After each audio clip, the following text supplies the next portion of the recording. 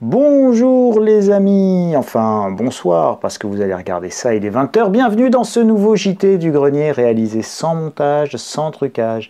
Le seul, l'unique avec des poutres, le grenier normand avec normalement mes trois petits singes de la sagesse qui vous saluent. Et on va parler de patrimoine aujourd'hui. Une règle que je voulais partager avec vous, c'est qu'un patrimoine, ça se crée en 10 ans seulement sur toute une vie, vous allez voir. Il y a 10 années qui comptent, voilà, il y a 10 années qui comptent, et ça c'est hyper important de se rendre compte de cette règle, de la formaliser, de la comprendre pour pouvoir bien évidemment en tirer parti à titre personnel et individuel, parce que évidemment, plus on a moins de problèmes d'argent, plus on se sent moins mal. Donc mis de manière positive, c'est moins on a de problèmes d'argent, plus on se sent mieux, quoi. Voilà. Donc évidemment, l'argent ne fait pas le bonheur. On a des études extrêmement précises là-dessus. En gros, c'est jusqu'à 75 000 € à peu près. Allez, on va dire 80 000 €. Quand les revenus augmentent jusqu'à 80 000 €, simultanément, le degré de bonheur augmente jusqu'à 80 000 €. Puis à 80 000 € de revenus annuels, et on a atteint, je sais pas, ça fait 5 000 € net par mois, quoi. On a atteint le degré de bonheur, c'est-à-dire qu'après, même si vous augmentez les revenus, le degré de bonheur n'augmente pas de manière significative. Il va stagner, s'améliorer très légèrement, mais il va stagner quel que soit le niveau de revenu. Évidemment, l'argent ne fait pas le bonheur, il évite juste de faire le malheur. Et donc on a besoin, pour être bien, c'est-à-dire n'avoir aucun, et c'est ma définition de la richesse, n'avoir aucun stress quand on ouvre la boîte aux lettres, quand il y a une facture à payer, quand il y a un imprévu à assumer. Et bien effectivement, avec des revenus de 70 à 80 000 € par an, si on ne fait pas tout et n'importe quoi, on atteint ce stade où, quand on ouvre la boîte aux lettres, il n'y a plus d'anxiété. C'est ça ma définition de la richesse. Et donc c'est important, évidemment, d'avoir cette vision patrimoniale. Alors c'est le principe des meilleures années. Souvenez-vous ou rappelez-vous, sur les retraites, on parle des 25 meilleures années. Là, sur le patrimoine, en fait, dans la création de valeur patrimoniale, on va parler de vos 10 meilleures années. Bien évidemment, les 10 meilleures années, elles sont et en revenus et aussi en accumulation. Vous allez voir, on va y revenir, mais aussi, bien évidemment, dans un cycle de vie patrimoniale, quand on a des enfants en bas âge, par exemple, et qu'on doit payer les nounous, les couches, les petits pots, etc., on va avoir une capacité d'épargne qui est évidemment bien moindre que quand les enfants ont quitté la maison et qu'ils s'assument pleinement financièrement parce qu'ils ont trouvé du travail. De la même manière, quand les enfants sont à l'école primaire ou au collège, on n'a plus les couches, les petits pots, ni les nounous, donc ça coûte moins cher. Et puis par contre, quand ils rentrent en études supérieures, ça peut coûter extrêmement cher à nouveau. Donc vous voyez, il y a des cycles dans le patrimoine, et donc en fait, si on regarde bien, et c'est extrêmement logique, il va se constituer sur 10 ans, et il faut être conscient de ça dès le départ. Soyez conscient de cette règle. Un patrimoine, votre patrimoine, le patrimoine des gens que vous avez autour de vous, il s'est créé, il s'est formé sur 10 ans, pas 5, pas 20, sur 10 ans, et vous allez voir, évidemment, il y a un certain nombre de nuances, puisqu'il faut créer, bien entendu, les conditions de ces 10 meilleures années.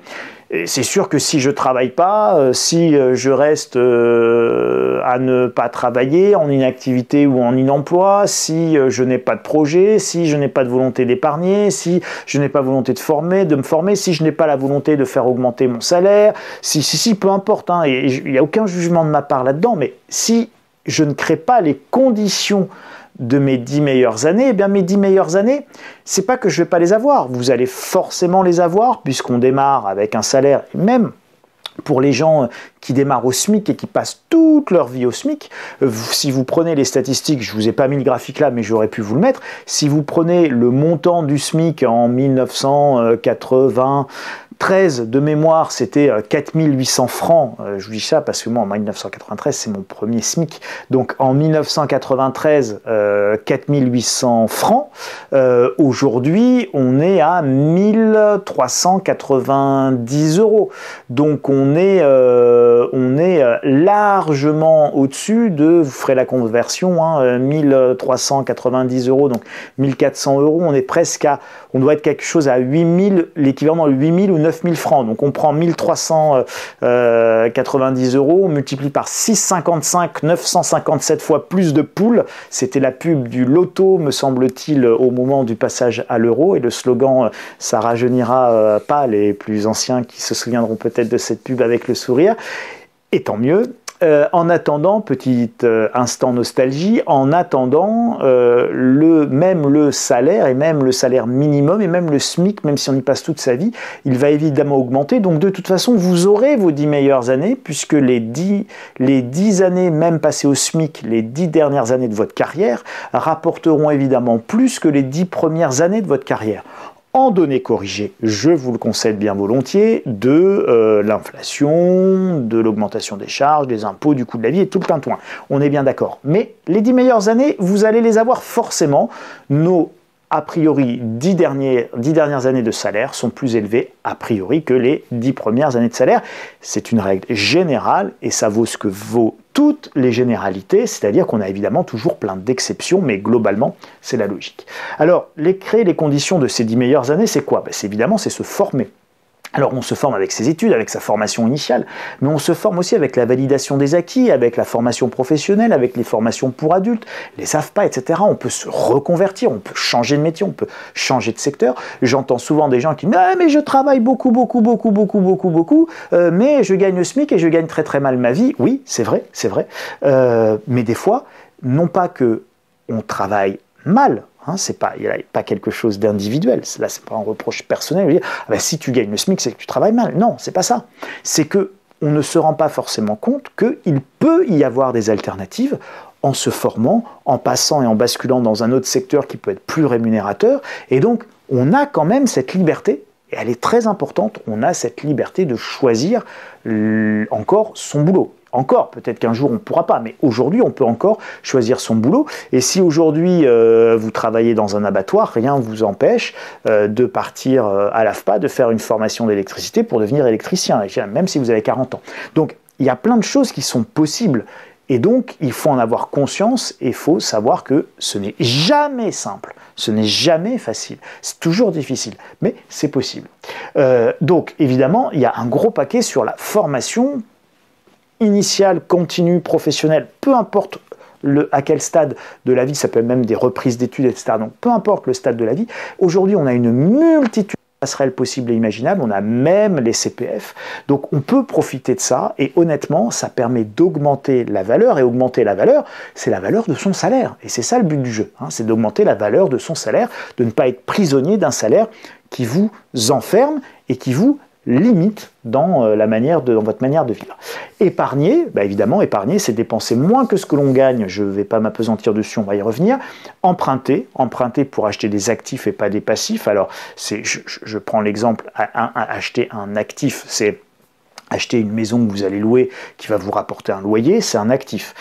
Emprunter pour acheter une belle voiture, si vous êtes VTC ou taxi, d'accord, parce que c'est un outil de travail, donc ça va vous rapporter tous les jours en fait, vous allez travailler avec tous les jours. Si c'est juste une voiture pour frimer tout au long de la semaine et dire vous avez vu comment j'ai réussi, vous pouvez, pas de jugement de valeur, mais évidemment c'est un passif, c'est quelque chose qui va vous coûter de l'argent.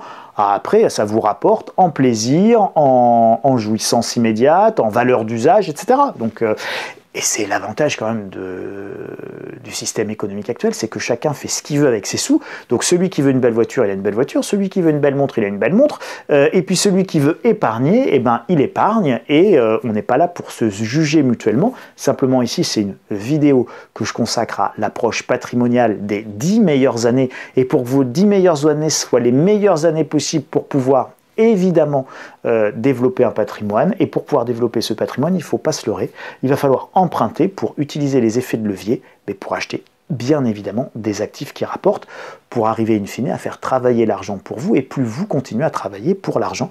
C'est une notion qui est souvent utilisée, mais qu'en fait les gens ont du mal à comprendre dans sa quintessence, dans ce qu'elle implique.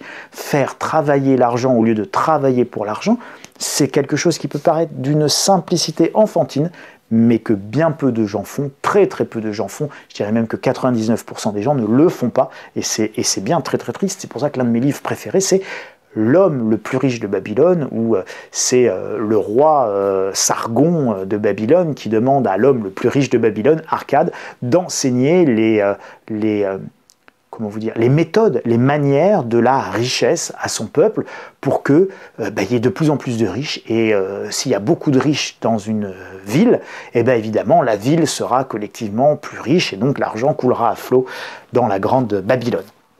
L'homme le plus riche de Babylone. Voilà, lisez-le chez votre libraire préféré, vous le commandez. Se libérer des métiers qui rapportent peu ou sans perspective et ne jamais oublier la variable du taux horaire. C'était ce que je vous disais un petit peu dans la notion de formation. Vous allez travailler 35 heures par mois. Vous pouvez éventuellement travailler beaucoup plus. Vous pouvez même enchaîner 2 temps plein et faire 70 heures par mois. Je ne vous parle pas de la loi, je vous parle mathématiquement, dans les faits. Vous pourriez même faire 2 temps plein dans le mois, imaginons, et donc vous travaillez 70 heures. Bon, après 70 heures, ça fait quand même 10 heures par jour sur 7 jours, d'accord, ou 12 ou 13 heures par jour sur 6 jours. Donc 70 heures, c'est de toute façon un peu le maximum que ce que vous pourrez faire en tenant encore debout au bout d'un an. Donc on ne peut pas travailler tellement plus de 70 heures ou 70 ou 80 heures par semaine, parce qu'il faut quand même se garder un tout petit peu de temps de récupération pour dormir. Donc de toute manière, vous ne pourrez pas dépasser cette quantité d'heures de travail. Ça veut dire quoi? Ça veut dire que si vous êtes payé 10 balles de l'heure et que vous faites 80 heures par semaine, vous êtes payé 800 balles par semaine. Et quoi que vous fassiez, vous serez payé 800 balles par semaine. Donc, vous voyez bien que la variable, ce n'est pas tellement votre nombre d'heures de travail, c'est bien évidemment votre taux horaire. Donc, raisonnez toujours taux horaire. Et ensuite, et c'est valable dans tous les sujets de la vie, mais évidemment, y compris pour le sujet patrimonial, et les petits singes de la sagesse le savent bien, il faut évidemment décider, choisir, se fixer des objectifs, ne pas subir. Si vous ne vous fixez aucun objectif, bien évidemment, vous ne les atteindrez jamais puisque vous ne savez pas où vous voulez aller. Donc il faut savoir décider, il ne faut jamais accepter d'être dans une situation d'impuissance, ballotté par les événements. Alors tout ça, vous allez me dire, c'est très facile à dire, c'est beaucoup plus difficile à faire. On est tous bien d'accord, on connaît la vie, c'est pas simple. J'ai quelques petits poils blancs sur ma barbe, donc je sais à quel point tout ça est difficile. Encore une fois, aucun jugement, mais simplement une méthode qu'on peut appliquer tout le temps, de tout temps et pour tout le monde. Et ça marche extrêmement bien pour tout le monde. Voilà. Et vous allez voir, y compris en temps de crise. Alors là, une petite provocation, ne la prenez pas mal. C'est de l'humour de second degré, mais c'est aussi un humour qui est fait pour réfléchir, pour provoquer un petit peu. Provoquer quoi? La réflexion. C'est fait pour déstabiliser un peu. Vous connaissez l'expression « l'argent ne tombe pas du ciel ». Et oui, l'argent ne tombe pas du ciel. Et la petite provocation est la suivante, l'argent tombe des poches des pauvres. L'argent tombe des pauvres. Il ne tombe pas du ciel, il tombe des pauvres. Ne hurlez pas. Un pauvre, c'est pas quelqu'un qui gagne pas de sous. Un pauvre, on peut être pauvre à 5 000 euros par mois. C'est pas ça, mon idée. L'idée, c'est de dire qu'en fait, ça tombe des pauvres consommateurs, pauvres d'esprit, c'est-à-dire qui sont dans le consumérisme total et qui subissent le consumérisme. Je ne vous dis pas que consommer est mal, je vous dis que si vous subissez le consumérisme et que c'est le consumérisme qui vous mène par le bout du nez et pas vous qui dominez le consumérisme, de la même manière qu'on peut être dominé par les écrans ou dominer les écrans, ça n'a rien à voir. Vous voyez ça chez chacun des jeunes, des enfants, dans votre entourage, vous voyez très bien des gens qui sont complètement dominés par les écrans, tout le temps rivés sur leur smartphone, qui ne vous regardent pas, qui ne vous parlent pas, qui ne se parlent pas au restaurant, qui sont tous les deux à table et puis chacun frotte son écran, etc. Donc on a tous vu ça, on voit tous ça. Donc on sait très bien qu'il y a des gens qui sont dominés par les écrans et d'autres qui dominent les écrans, avec toutes les difficultés de chacun et de tous sur cette capacité justement à dominer et pas à se faire dominer. Là, c'est la même chose, d'accord? Si vous passez votre temps à être soumis à la publicité et que vous êtes sensible à la publicité que vous achetez, eh bien vous allez passer votre temps à consommer. Et en réalité, c'est l'accumulation de nos consommations, donc c'est l'accumulation de nos dépenses, donc c'est l'accumulation de ce qu'on sort de nos poches, chacun de nous, qui fait les profits des multinationales. Donc l'argent des multinationales, les profits des multinationales, ça tombe pas du ciel, ça tombe de nos poches. Et donc les multinationales, elles nous voient comment? Elles nous voient tous comme des pauvres. D'accord? Imaginez pas qu'ils nous voient comme des riches. Les gars là-haut, là, à Davos, tous les grands patrons qui nous dominent, etc. Bon, ils nous voient tous comme des imbéciles abrutis dont il faut faire les poches. Souvenez-vous de l'ancien patron de TF1, c'était Lelay, qui avait dit, une question de journaliste dans un cénacle, enfin bon, c'était fermé, c'était pas censé être filmé, hein. Mais alors, monsieur le président, comment vous définiriez le métier de TF1? Et donc il avait dit, ah ben, le métier de TF1, c'est très simple, ce n'est pas informer, c'est de vendre du temps de cerveau disponible à Coca-Cola, sous-entendu, je donne des supports gratuits que les gens viennent écouter, viennent voir, viennent regarder. Donc je capte leur temps de cerveau disponible pour vendre de la publicité, pour vendre les produits Coca-Cola, puis tous les autres. Hein. C'est une allégorie là, évidemment, rien contre Coca-Cola ou contre TF1, mais c'est ça le sujet. Et donc l'argent ne tombe pas du ciel, l'argent des multinationales ne tombe pas du ciel, il tombe de vos poches et ils nous voient comme les pauvres. Les pauvres, c'est nous. Moi, le premier, vous inquiétez pas, je me mets largement dans le flot et dans cette catégorie-là. On nous fait les poches. Et nous, notre première manière de résister, c'est d'éviter qu'on nous fasse les poches et c'est de refuser de faire partie des pauvres des multinationales et donc de se faire retourner par la publicité, par le marketing, par les neurosciences. On nous secoue et on essaye de nous faire les poches et l'argent tombe de nos poches. À nous de coudre les poches, d'y mettre des oursins et de faire en sorte que ça ne sorte pas. Et je peux vous dire que nous, les Normands, on est pire que les Auvergnats. Si on ne veut pas dépenser, on ne dépense pas. Alors justement, tiens, ça nous amène, petite digression digressive, ça nous amène à la campagne publicitaire des dévendeurs que vous avez peut-être croisé, qui est absolument génial. Bon alors, ce pull-là, non, mais il est très bien votre polo là. Pourquoi vous voulez le changer? Non, mais pour l'environnement, le climat, la pollution, évidemment. Ne pas consommer, c'est top. Et donc, le gars qui est là, il dit, non, mais moi, je suis pas vendeur, moi, je suis dévendeur. Donc, en fait, je suis là pour vous dissuader d'acheter un truc dont vous n'avez pas forcément besoin, avec de l'argent que vous n'avez pas forcément, et qui va peut-être vous manquer un jour. Et donc ça, c'est super intéressant. Et donc, le meilleur produit pour la planète, c'est évidemment celui qu'on n'achète pas, d'où cette idée de métier de dévendeur qui vous dissuade d'acheter. C'est ce que je viens de vous dire. Si ne pas consommer est bon pour la planète et votre bilan carbone, c'est aussi super bon pour votre bilan patrimonial. Mais c'est une évidence. Si je ne consomme pas, je mets de côté. Et si je mets de côté, je mets de côté et vous allez voir après à quoi ça sert. Alors évidemment, voilà, le tollé sur cette campagne.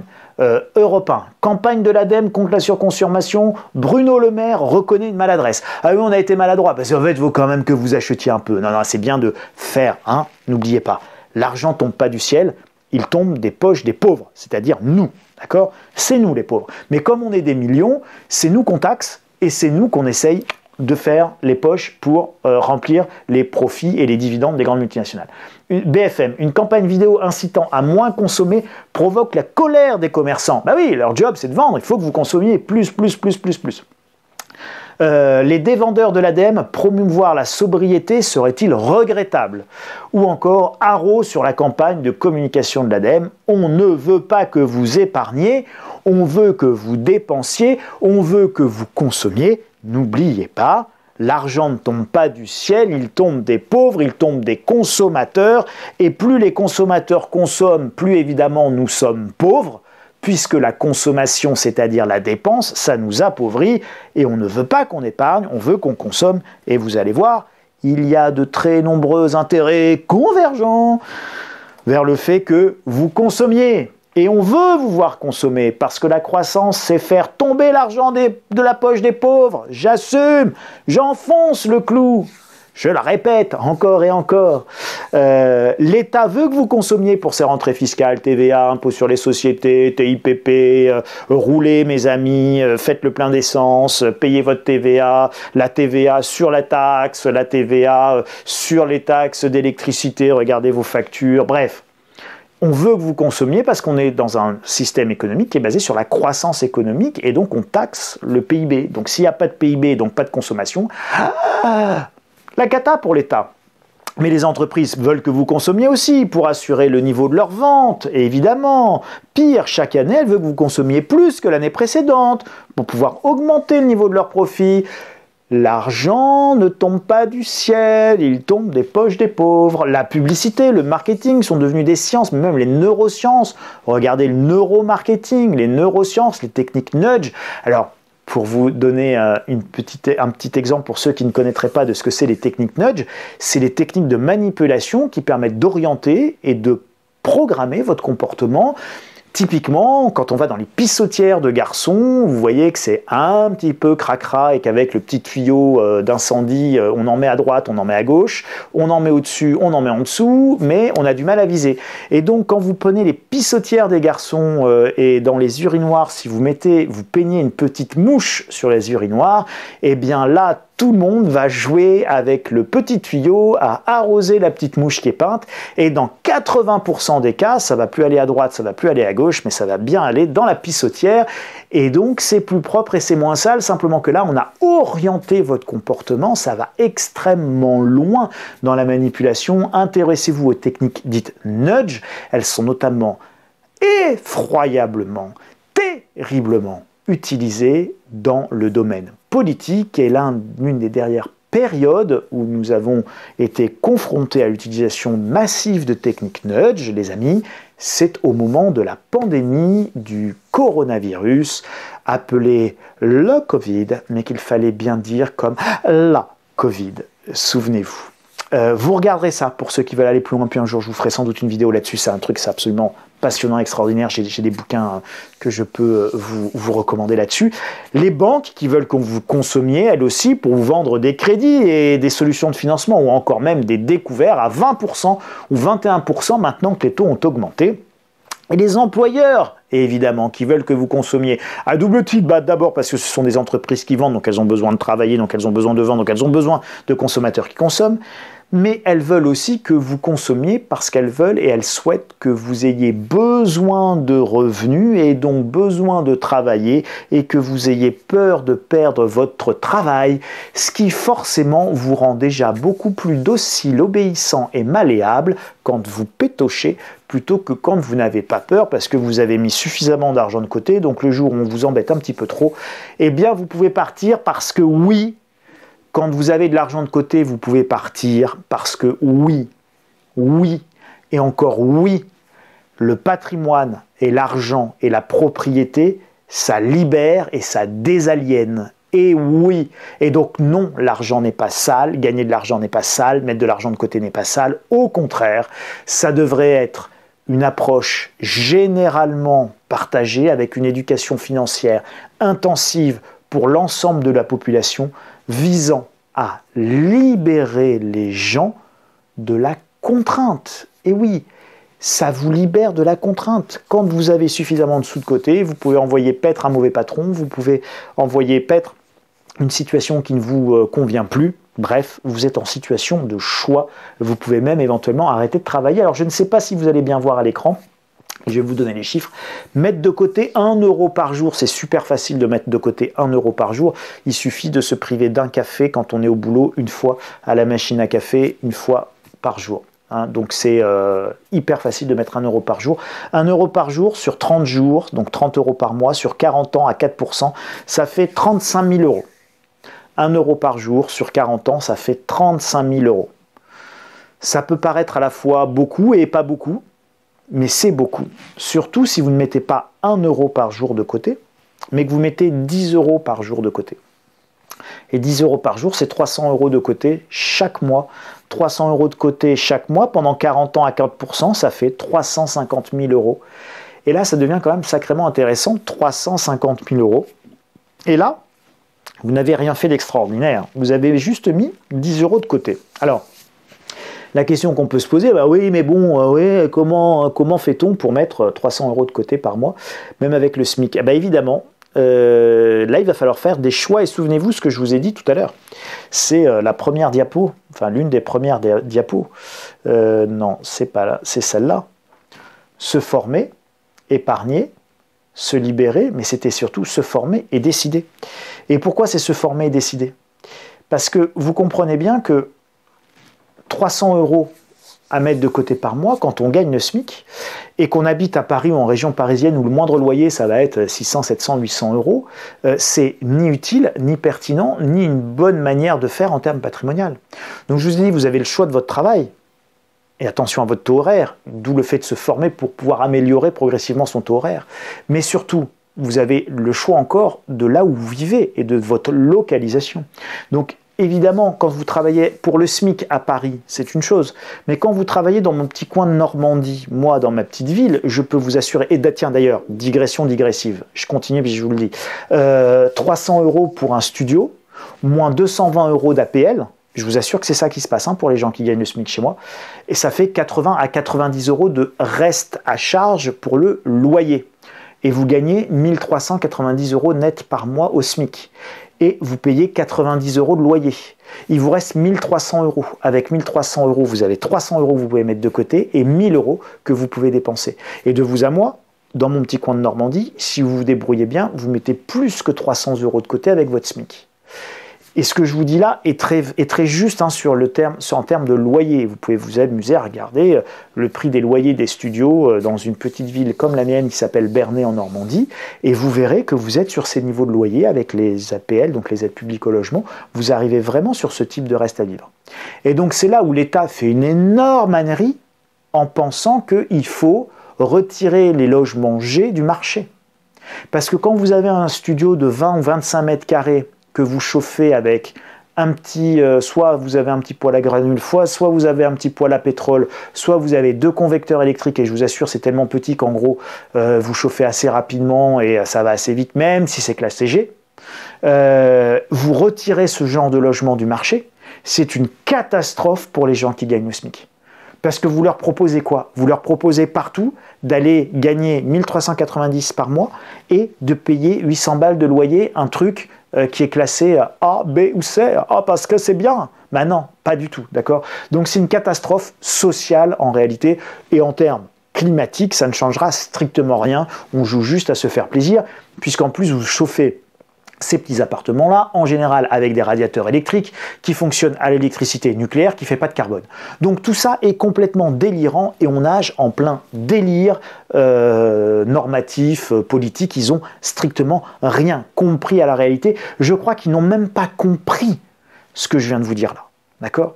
Ils n'ont même pas compris que vous avez des gens qui, par millions, vivent dans des zones où les loyers sont faibles et où ils payent 80 à 90 € de reste à charge sur des petits logements qui sont effectivement pas terribles en termes qualitatifs, mais qui sont pas chers.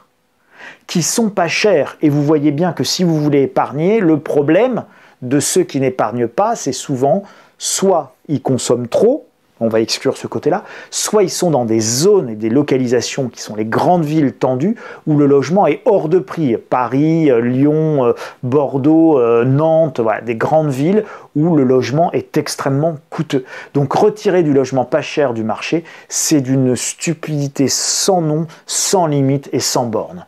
Donc évidemment, on dit quoi? On dit qu'on met des radiateurs électriques à l'électricité nucléaire partout, qu'on change éventuellement les fenêtres, qu'on remet un petit peu d'isolant, on met 2 cm de liège à l'intérieur, là, et puis c'est bon, ça va le faire, ça va être suffisant, on arrête les âneries. Je rappelle que l'idée, c'est quoi? C'est de lutter contre la production de CO2.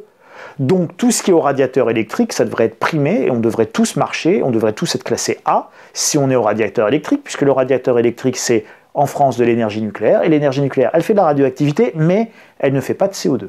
Point, barre. D'accord? Donc les choses sont très très simples. En plus, on est en train de se tromper complètement d'objectif. C'est du délire.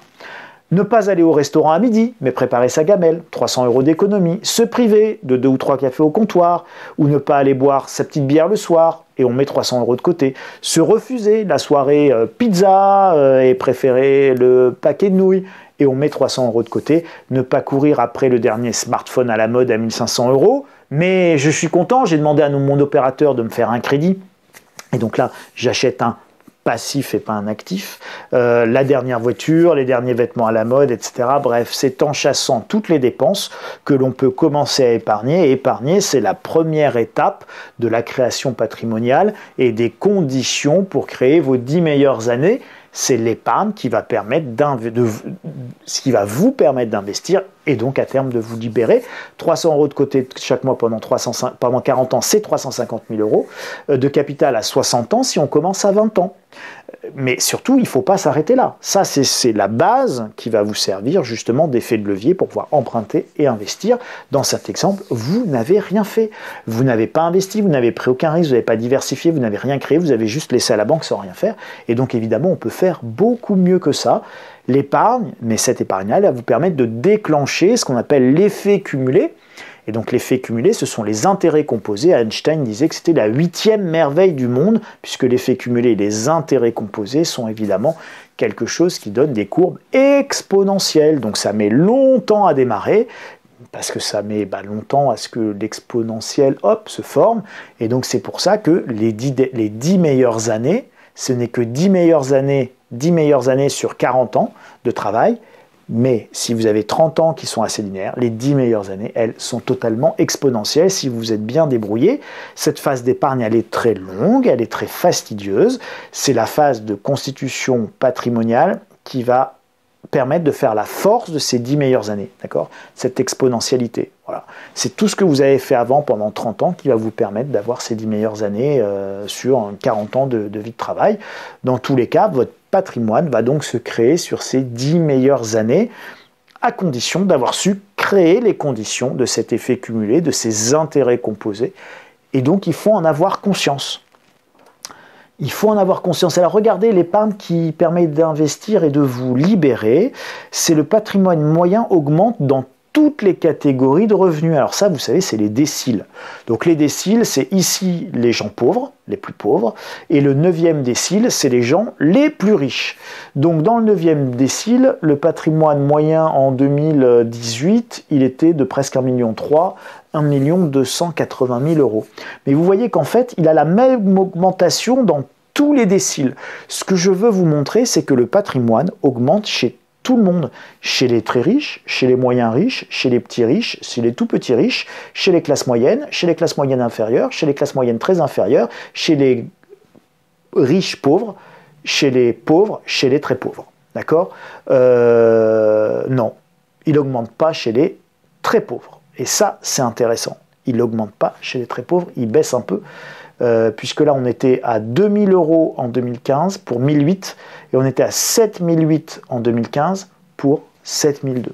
Donc pour les très pauvres, c'est-à-dire ceux qui globalement ne travaillent pas ou très très peu et bénéficient de quoi? Eh bien avant tout des allocations et de la solidarité nationale pour vivre. Donc là effectivement il n'y a pas d'augmentation du patrimoine. Chez tous les autres, à partir du 3e décile, le patrimoine globalement augmente dans toutes les catégories.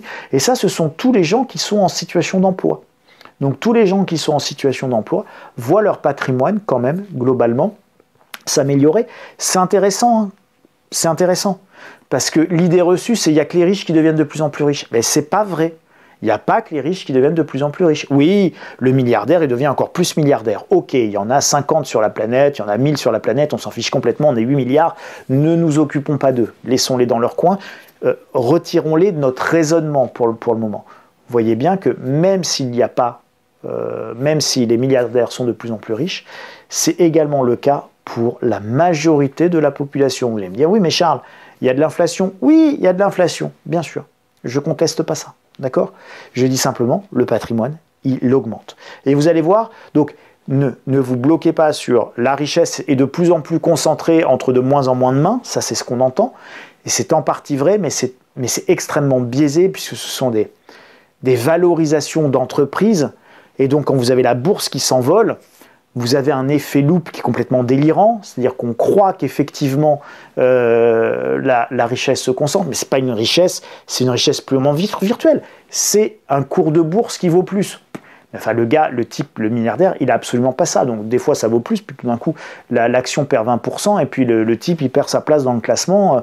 Mais lui, en fait, sa vie, elle n'a juste pas changé, hein, ni dans un sens, ni dans l'autre. Donc, attention à ces effets de distorsion, puis qui sont des effets en plus d'annonces politiques. C'est profondément politique, d'accord? On veut dire haro sur les très très riches, blablabla, ok, super. La réalité, c'est que les patrimoines, ils augmentent dans toutes les catégories de la population. Dans toutes les catégories de la population, à part les gens qui ne travaillent pas. Ça, c'est les stats. Et le patrimoine, il est très différent en fonction de l'âge du capitaine. Et là aussi, c'est hyper logique. D'accord? Quand on a moins de 30 ans, le patrimoine moyen, brut, donc brut et net, en rouge, c'est brut, en net, c'est bleu. Le net, c'est net de dette. D'accord?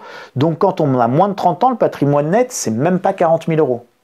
Quand on a de 30 à 40 ans, c'est 130 000 euros. Et oui, on a acheté sa maison, on a commencé à rembourser son crédit de 30 à 39 ans. Donc, on a un patrimoine qui commence à augmenter. Là où le patrimoine est le plus élevé, c'est de 50 à 59 ans. Et là, vous avez encore un patrimoine net qui est inférieur au rouge. Et vous voyez que quand on est vieux à 70 ans ou plus, le patrimoine net et le patrimoine brut, quand on prend en compte les crédits, eh bien, il est quasiment identique. Ça veut dire évidemment qu'ici, il n'y a plus de crédit, vous avez plus de 70 ans. Donc le seul crédit qu'on vous fasse, c'est un crédit sur 5 ans pour éventuellement acheter une nouvelle voiture. Donc évidemment, les seniors, les plus anciens, sont les moins endettés. D'accord? C'est logique. Et là où le patrimoine est le plus élevé, c'est entre 60 et 69 ans. Après 70 ans et plus, on commence à désépargner pour payer des maisons de retraite, ce genre de choses. Donc on a des dépenses de dépendance. Et donc forcément, le patrimoine se réduit un petit peu par rapport aux 60-69 ans, c'est-à-dire les jeunes retraités. D'accord? Donc vous voyez bien que le patrimoine, il est très différent en fonction de votre âge. C'est hyper logique. Quand on commence à travailler, on n'a rien. Voilà, nous avec ma femme, on a commencé à travailler, on a eu nos 2 premiers salaires, on n'avait rien, patrimoine zéro. Bon. Et puis petit à petit, vous travaillez, vous bossez, vous empruntez, vous mettez de côté, vous remboursez votre crédit et vous faites votre cheminement patrimonial, votre chemin de vie. Et donc, vous obtenez quelque chose comme ça avec un patrimoine moyen de 330 000 euros en gros pour les gens, c'est-à-dire essentiellement d'ailleurs de l'immobilier. Donc, c'est ultra logique de se dire, c'est normal, à 30 ans, j'ai pas grand-chose, ça sert à rien de couiner, c'est juste normal, et il va se passer ces 10 meilleures années plutôt en fin de carrière, et donc on voit bien cette évolution patrimoniale, on s'enrichit dans toutes les catégories de la population, sauf ceux qui ne travaillent pas, et on est beaucoup plus riche à la fin de sa carrière, évidemment qu'au début, si on a bien géré et qu'on a bien compris ce qui allait se passer. Et ça, malgré toutes les crises que nous avons traversées. Krach boursier de 87, je vous ai cité les principales que moi j'ai vécues, d'accord? 87, je me souviens très bien du krach de 87 dans ma famille et de mon grand-père qui lisait le Figaro et les pages saumon du Figaro. L'air éberlué, ça va pas papy? Non, ça va pas mon chéri. La chute du mur de Berlin de 89, la première guerre du Golfe, la guerre asiatique de 97, l'explosion de la bulle internet de mars 2000, on a tous été ruinés, moi le premier. Attentat du 11 septembre 2001, guerre d'Irak de 2003, deuxième guerre du Golfe, crise des subprimes, faillite de Lehman Brothers, crise des dettes souveraines en Europe, crise pour les épargnants des taux négatifs, puis longue récession, parce que c'était une crise pour les épargnants les taux négatifs, c'était pas une crise pour les emprunteurs, pandémie de coronavirus, guerre en Ukraine, guerre en Israël avec Israël et le Hamas. Et comme disait la pub, et c'est pas fini, ça va continuer encore et encore, c'est que le début, d'accord. Bon, la conclusion, c'est que malgré les crises, tous les patrimoines augmentent, qu'on est beaucoup plus riche à la fin qu'on ne l'est au début.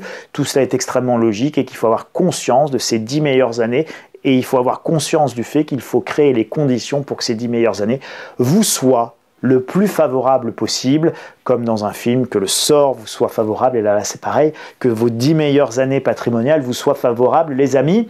Le patrimoine n'est donc pas uniquement entre les mains des méchants riches, accapareurs de richesses, sur le dos des forcément gentils pauvres. C'est beaucoup plus nuancé que ça, donc ne vous faites pas orienter votre comportement par ces fausses croyances. Ça existe bien sûr, mais je vous assure qu'il y a quand même de la place pour tout le monde.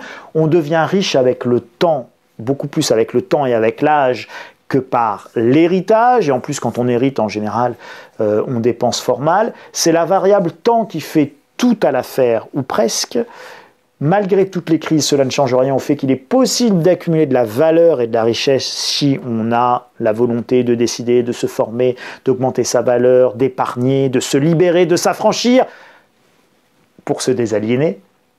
Jamais le patrimoine moyen n'a été aussi élevé, les amis. Les règles d'accumulation patrimoniale sont les mêmes aujourd'hui qu'elles ne l'étaient hier. Devenir riche n'est évidemment pas une fin en soi, c'est par contre devenir indépendant financièrement, donc libre. C'est une manière de se réaliser, de s'émanciper et d'avoir une existence où on est maître de son destin. Et donc c'est ce qui donne aussi une grande saveur à la vie, à la réussite, à la fierté individuelle et personnelle qu'on peut éprouver sur son parcours quel qu'il soit. Quand on est parti de là et qu'on arrive là, eh ben on peut avoir sa fierté.